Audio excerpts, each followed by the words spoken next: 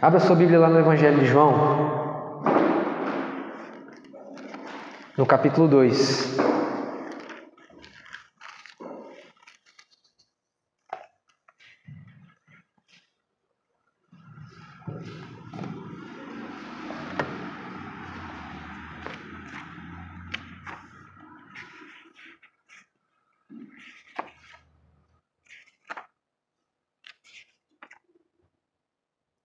Nós vamos ler do versículos 1 até o 11. João, capítulo 2, versículos de 1 a 11. Mesmo assentados, mas com reverência à palavra do Senhor, se você já achou, acompanhe comigo João, Evangelho de João, capítulo 2, versículos de 1 a 11. No terceiro dia, houve um casamento em Caná da Galileia. A mãe de Jesus estava ali. Jesus e os seus discípulos também haviam sido convidados para o casamento. Tendo acabado o vinho, a mãe de Jesus lhe disse: "Eles não têm mais vinho." Respondeu Jesus: "Que temos nós em comum, mulher? A minha hora ainda não chegou." Sua mãe disse aos serviçais: "Façam tudo o que ele lhes mandar." Ali perto havia 6 potes de pedra, do tipo usado pelos judeus para as purificações cerimoniais. Em cada pote cabiam entre 80 e 120 litros. Disse Jesus aos serviçais: "Encham os potes com água." E os encheram até a borda. Então lhes disse: "Agora levem um pouco ao encarregado da festa." Eles assim fizeram. E o encarregado da festa provou a água que fora transformada em vinho, sem saber de onde este viera, embora o soubessem os serviçais que haviam tirado a água. Então chamou o noivo e disse: "Todos servem primeiro o melhor vinho, e depois que os convidados já beberam bastante, o vinho inferior é servido. Mas você guardou o melhor até agora." Este sinal milagroso em Caná da Galileia foi o primeiro que Jesus realizou. Revelou assim a sua glória e os seus discípulos creram nele. Amém? Que o Senhor aplique sua palavra ao nosso coração. Há muitas coisas que nós poderíamos falar a respeito deste, que, como o texto falou aqui no final, é o primeiro dos milagres de Jesus e acontece em um casamento, como você pode ler aqui. Antes de nós entrarmos especialmente no texto, eu quero que eu e você a gente preste atenção em algumas coisas que dizem respeito não apenas a esse milagre, mas os milagres em geral. Quando nós lemos os relatos do Evangelho, talvez fique a impressão em nós, de que todos os milagres que Jesus fez foram relatados nos Evangelhos. O Evangelho de João, por exemplo, o relato de João, ele vai citar 7 milagres que ele também chama de sinais. E eu quero falar já já a diferença de um para o outro para você. 7 milagres foram o relato de João. Os outros 3 evangelistas eles citam mais. Mas a verdade é que tanto aqueles que trazem uma quantidade maior de milagres, quanto João, que trouxe apenas 7, eles, na verdade, estão sendo seletivos. Nós não temos acesso, registros de todos os milagres que foram feitos de Jesus, e o próprio João dá testemunho disso no final do seu livro, capítulo 21, se não me falha a memória, versículo 25, isso está anotado aqui, João 21, 25, o apóstolo ele vai dizer que se fossem escritas todas as coisas que Jesus realizou, nem no mundo inteiro caberiam os livros que seriam escritos a respeito desses fatos. Então, quando nós lermos os milagres, quando nós chegarmos, esse já é o segundo milagre que nós temos refletido aqui, quando nós nos aproximarmos para ler esse tipo de relato, lembre-se que o evangelista, ele foi seletivo, especialmente quando falamos de João e de Mateus, que dos evangelistas eles foram testemunhas oculares. Lucas não era discípulo, não era dos apóstolos, não era dos 12. Ele escreveu o relato baseado em testemunhas. Da mesma forma, João Marcos, embora talvez fosse dos 70, não era dos 12. Então, muitas coisas que ele registra, ele não foi testemunha ocular. A tradição diz que Marcos escreveu o seu evangelho ditado por Pedro. Então, quando falamos desses aspectos, os evangelistas, eles foram seletivos. E se eles foram seletivos no seu relato, eles foram seletivos com um propósito. Todos os relatos dos milagres, dos sinais que Jesus fez, eu e você, quando nós lemos, precisamos entender que o foco principal, o motivo principal pelo qual aquele milagre, aquele sinal está sendo relatado pelo evangelista, não é o milagre em si. A grande questão aqui desse texto não era a água se transformando em vinho. A grande questão do cego de nascença que é curado mais à frente não é o milagre. A grande questão de Jesus acalmar a tempestade não é o feito em si. Queria que você gravasse isso, porque geralmente a gente costuma se espantar com isso. Jesus ressuscitou um morto, estava há dias na tumba e Jesus ressuscitou. Mas o relato é seletivo, há um propósito, há um objetivo dos evangelistas em relatar aquilo que Jesus fez e que foi miraculoso.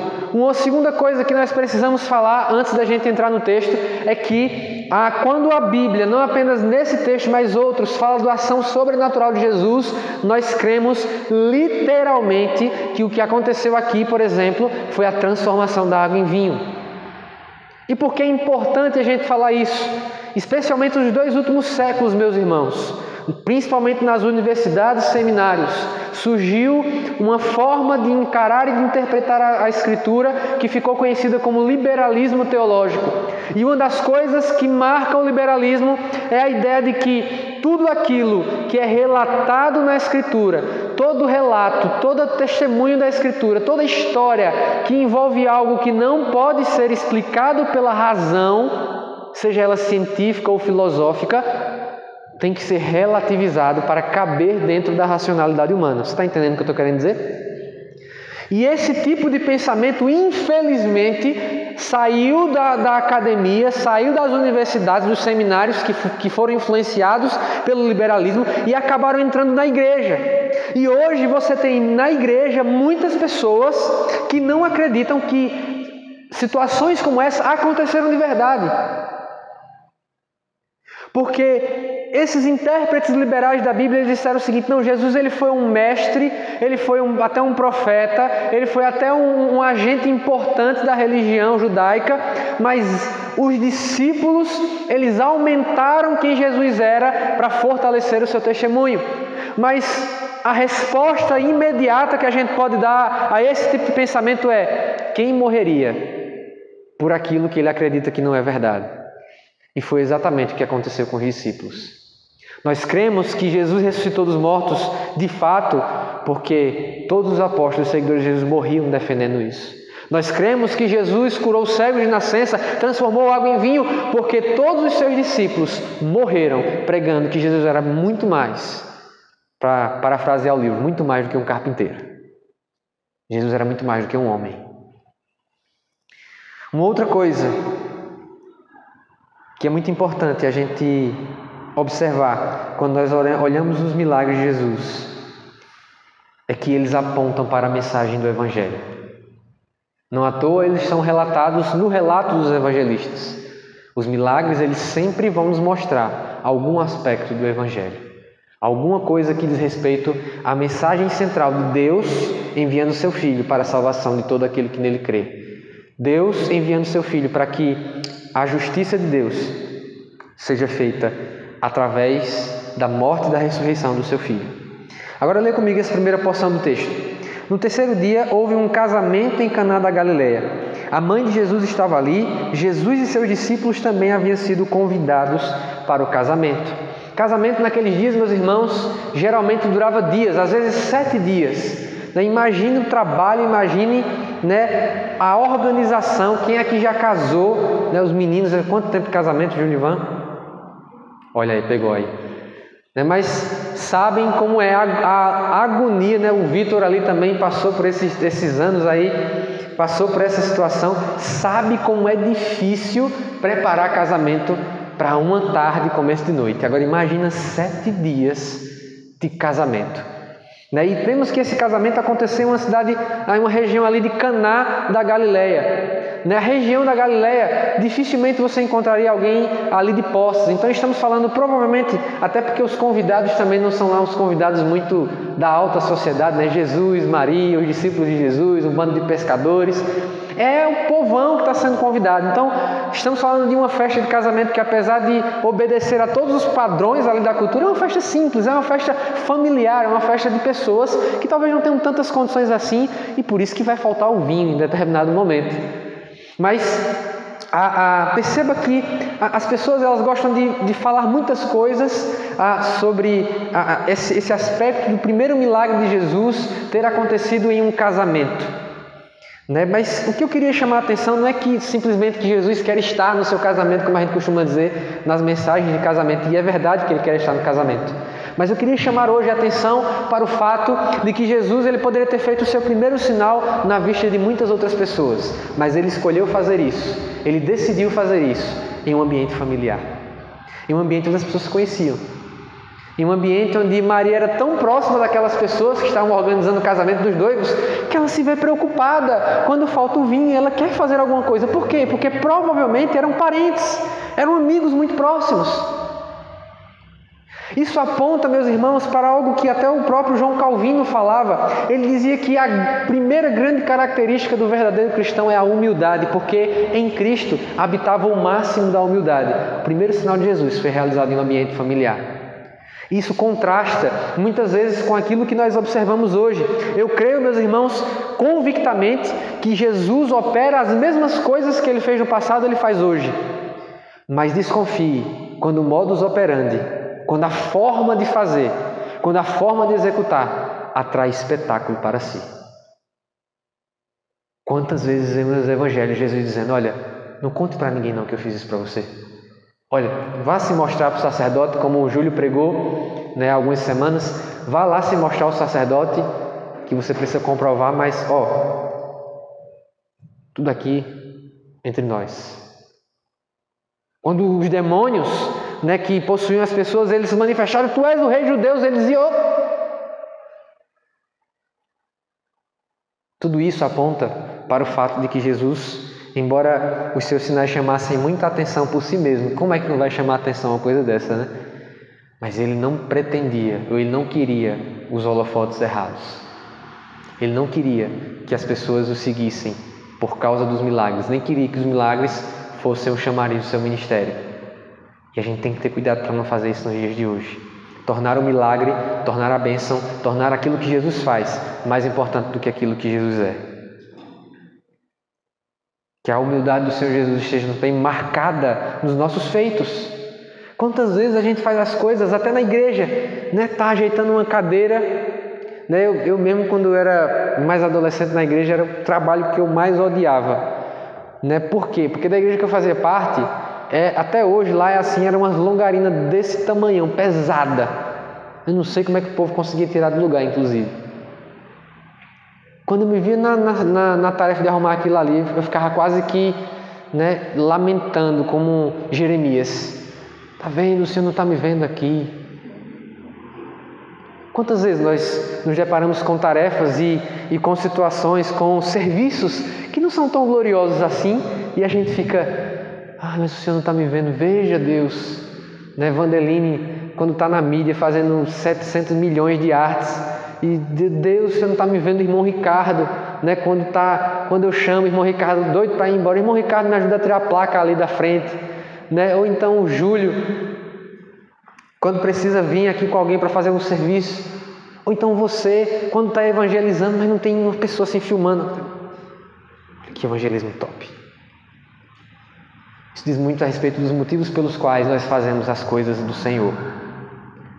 Procure hoje no seu coração o motivo certo. Encontre hoje a razão correta. Quero ler uma outra porção com você. Versículo 3 diz o seguinte: tendo acabado o vinho, a mãe de Jesus lhe disse: eles não têm mais vinho. Respondeu Jesus: que temos nós em comum, mulher? A minha hora ainda não chegou. Sua mãe disse aos serviçais: façam tudo que ele lhes mandar. Esse é um dos diálogos talvez mais incompreendidos de todo o Evangelho. O tanto de pessoas que eu já vi dizendo como Jesus foi rude, isso é jeito de tratar a sua mãe. Eu acho que as mães, né, principalmente as mães quando leem, isso é jeito de falar com a mãe. Né, que tenho, as traduções mais antigas, né? Que tenho eu contigo, mulher. Parece que Jesus está dando um fora, mas há um detalhe aqui, talvez uma entonação de voz que João não conseguiu deixar registrado para nós, mas a atitude de Maria parece não casar com a resposta de Jesus. Percebe isso? Quando nós lemos apenas as palavras, dá a impressão de que Jesus está dizendo: olha, sem chance, minha filha. Não dá, não é a minha hora, você está apressando as coisas.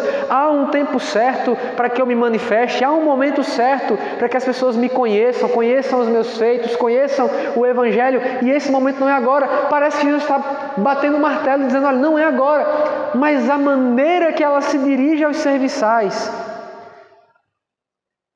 talvez faça com que a gente entenda melhor aquilo que Jesus estava querendo dizer. Me parece muito mais que Jesus está fazendo um desafio do que necessariamente dizendo que Ele não vai fazer nada e você se vire. Porque logo em seguida, Maria, ela vai dizer aos serviçais, as pessoas que estão servindo, que provavelmente casamento de família é aquele parente bem chegado que está servindo ali o vinho, que está servindo ali os alimentos, sabe, aquela festa de família mesmo. Façam tudo o que Ele disser. Façam tudo o que o Senhor disser a vocês. E aqui uma coisa a respeito de Maria que eu não posso deixar de dizer para nós hoje. Há uma mecânica aqui acontecendo, que é uma mecânica que a maioria das pessoas não entende. A maioria das pessoas, elas ficam com a mente em parafuso quando o assunto é a soberania de Deus e a responsabilidade do homem. Meus irmãos, pode ter certeza que se Jesus quisesse, Ele simplesmente fazia brotar vinho. Não precisava ninguém ter falado com Ele. Pode ter certeza que Jesus, a hora que Ele decidisse, mesmo que não tivesse pote, Ele produzia um pote, Ele produzia um jarro, Ele produzia uma vasilha e fazia surgir o vinho. Não precisava nem Maria ter falado com Ele. Porque Jesus é poderoso o suficiente, Deus é soberano e poderoso o suficiente para fazer exatamente o que Ele quer. Mas Deus escolheu exercer a sua soberania, fazendo com que o homem participe dela. Fazendo, nesse caso, que Maria se incomode. E meus irmãos, se tem uma coisa que tem mexido com o meu coração nos últimos dias é que tem faltado na igreja, não apenas na igreja de Nazaré de Carol, mas na igreja em geral, pessoas que se incomodam. Nós somos a geração que vê uma criança na rua e acha que não tem problema nenhum. Nós somos a geração de isso não é comigo. Esse problema não é meu. Ora, o casamento era de Maria? Não. O casamento era responsabilidade de Maria? Temos aqui na história um mestre-sala, um mestre cerimonial. A pessoa que deveria estar preocupada com o vinho era o mestre de cerimônia. Mas quem viu e se importou foi Maria. Nós precisamos nos importar um pouquinho mais com as coisas que não estão funcionando ao nosso redor. Terceirizar um pouquinho menos as coisas. A gente vive um tempo em que a gente espera que existam especialistas para todas as áreas. E quando uma demanda surge, quando uma necessidade se apresenta, a gente diz: o que eu vou poder fazer com isso? O mínimo que eu e você podemos fazer é levar para Jesus. O que Maria poderia fazer? Ela não tinha capacidade de comprar o vinho, talvez, ela não tinha jeito de falar com os noivos, ela não tinha como conversar com o mestre de cerimônia, mas ela foi falar com o seu filho, ela foi falar com Jesus, ela fez alguma coisa. Quantas vezes observamos as coisas desajustadas, as necessidades ao nosso redor, e a gente faz de conta que não é conosco. Não, outra pessoa vai observar. Eu vou aproveitar que ele não está aqui, porque na ausência das pessoas a gente tem que falar bem delas. Melhor fofoca que existe é quando a gente fala bem das pessoas na ausência delas. Mas eu sou um admirador do nosso irmão Bruno nesse aspecto. Ele é alguém que não consegue ver coisas não resolvidas. Ele é alguém que não consegue ver situações que não foram ajustadas. Ele se interessa. Ele se preocupa. E eu aprendo muito com ele nessa área. E eu gostaria que cada um de nós, quando a Bíblia diz que nós somos sacerdotes, você acha que na lógica do tabernáculo, cada levita não tinha alguma coisa para fazer? Agora imagine nós que somos sacerdotes de uma aliança superior, vendo que as coisas não estão bem ajustadas em uma determinada área. Por que não nos importaríamos? Por que não nos importar que o nosso irmão não esteja participando do culto de oração? Por que não nos importar que o determinado jovem ou adolescente não tenha vindo a 4, 5, 6 programações? Por que não se importar com aquele casal, com aquela pessoa? Por que não visitar? Por que não fazer algo? Sempre dá para fazer algo. Diga para a pessoa que está do seu lado, sempre dá para fazer algo. E Maria escolheu levar essa questão para o Senhor Jesus.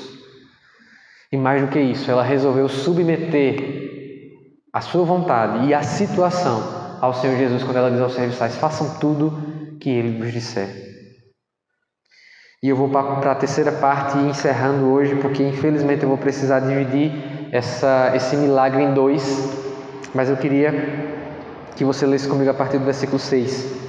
Ali perto havia 6 potes de pedra, do tipo usado pelos judeus para as purificações cerimoniais. Em cada pote cabiam entre 80 e 120 litros.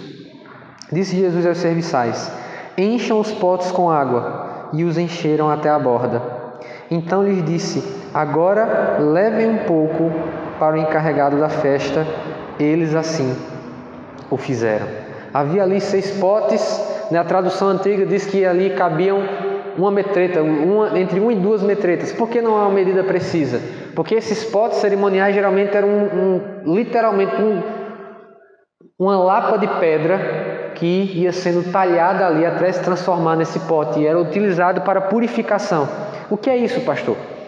Quando alguém, na lei de Moisés, tocava em um morto, por exemplo, quando ele encostava em um animal impuro, ou por algum motivo ele ficasse impuro, ele precisava, de acordo com a lei cerimonial de Moisés, ele precisava se lavar para, como parte do processo de purificação, voltar às suas atividades normais.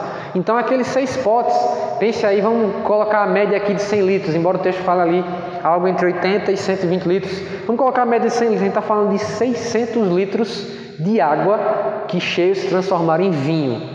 Imagina aquela caixa d'água de vinho. Era gente, meu amigo, para se alegrar. E aí, Jesus ele faz uso desses potes, que eram usados para purificação, que eram usados para esse tipo de processo. E ele manda encher, sinal de que eles tinham sido usados. A água tinha sido usada. Então era um casamento simples, mas um casamento de gente que obedecia à lei de Moisés. Amém? Olha que coisa bonita. A gente não precisa de pompa para ser obediente ao Senhor. Eu vou obedecer ao Senhor. Eu lembro de um amigo que eu tinha, que a gente conversava sobre dízimo, sobre oferta. Aí ele dizia: para que Deus, eu ganho uma mesada. Na época, ele ganhava mesada na época. Por que eu vou dar a Deus que é uma mesada? Eu ganho R$40 na semana. Por que Deus quer R$4? Agora, quando eu for... quando eu tiver dinheiro, aí o povo vai ver o que é dízimo. Este casamento familiar, neste casamento em que as pessoas não têm vinho, elas são obedientes ao Senhor. A lei de Moisés, até esse momento em que Jesus veio, ela estava em vigor. Não espere que determinadas coisas aconteçam para você ser obediente ao Senhor. Eu vou seguir este princípio da palavra quando acontecer determinada coisa na minha vida. Seja financeiramente, seja do ponto de vista de status, seja daquilo que você deseja alcançar. Não, eu vou servir as pessoas quando Deus me der um carro. Aí eu vou poder servir as pessoas. Não, você pode servir as pessoas sem um carro. Você pode amar outros sem que determinadas coisas aconteçam antes. Nós precisamos parar de colocar critérios para servir ao Senhor. E é exatamente isso, esse povo humilde, ele fazia uso, não era apenas cerimonial, não era só para ter. Eles tinham essas talhas de pedra, esses potes, e eles usavam, porque foi preciso encher com aquela água.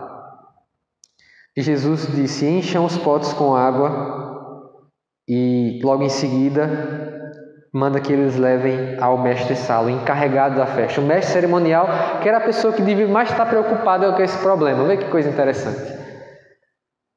Às vezes a gente age assim, voltando para a questão da responsabilidade. Não, quem deveria tratar disso era fulano. Quem deveria cuidar dessa área? Às vezes, na igreja tem esse negócio, os ministérios.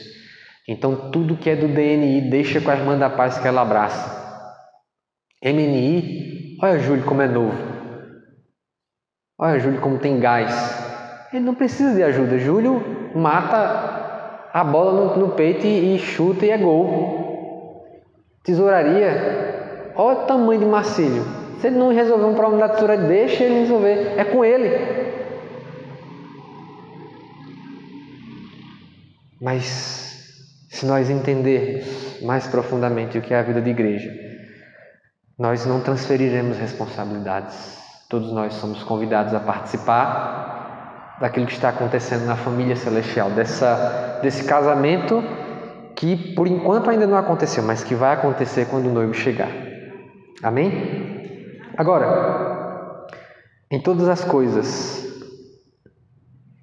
funcionaram até esse momento, porque houve uma boa comunicação.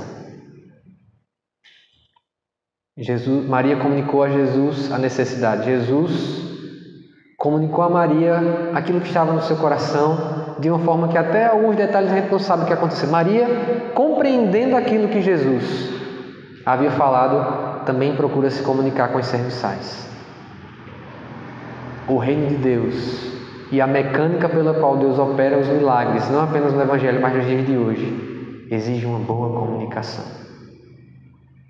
Exige que a gente seja claro nas nossas intenções. Exige que a gente fale com o outro, olhando no olho, dizendo aquilo que de verdade a gente quer dizer. O apóstolo Paulo fala isso em uma de suas cartas. Meus irmãos, falem a verdade uns com os outros. Nossa comunicação ela precisa ser precisa. Ela precisa ser tão exata que a figura que o apóstolo Paulo usa para comparar a igreja é o corpo. Nada, nenhum sistema no mundo se comunica tão bem quanto o nosso corpo. As informações são rápidas para cada área do corpo. Cada órgão sabe o que executar, porque a comunicação é perfeita. Talvez não tenhamos experimentado algumas coisas que Deus deseja fazer, que Ele fez no passado e deseja fazer ainda hoje. Porque falta a gente ser um pouquinho mais claro, um pouco mais intencional, um pouco mais assertivo. A gente precisa comunicar um pouquinho mais aquilo que está posto diante de nós. Não apenas observar a necessidade. Pastor, queria muito que a gente tivesse outra guitarra na igreja. Vamos dizer que isso seja uma necessidade de hoje da igreja. Que bom que incomodou você, mas para que a guitarra chegue até a igreja, precisa haver um processo claro de comunicação de intenções. Porque o próprio Evangelho é exatamente isso, é uma boa notícia. É algo que é comunicado a outras pessoas. Se a nossa linguagem, se a nossa postura, se aquilo que comunicamos como igreja não for exatamente aquilo que precisa ser comunicado, dia após dia a igreja vai ser mal compreendida. Como a gente vive sempre dizendo, as pessoas não entendem a igreja. Claro que elas não entendem, a gente não está comunicando como deveria ser comunicado. E assim eu encerro essa primeira parte. Quero desafiar você a não perder o culto da semana que vem. É nós estarmos juntos para entender, qual a grande questão do porquê esse milagre aconteceu. Vimos apenas aspectos introdutórios hoje, mas eu não quero estender o culto. Fique de pé para nós orarmos ao Senhor e colocarmos a nossa vida diante dele.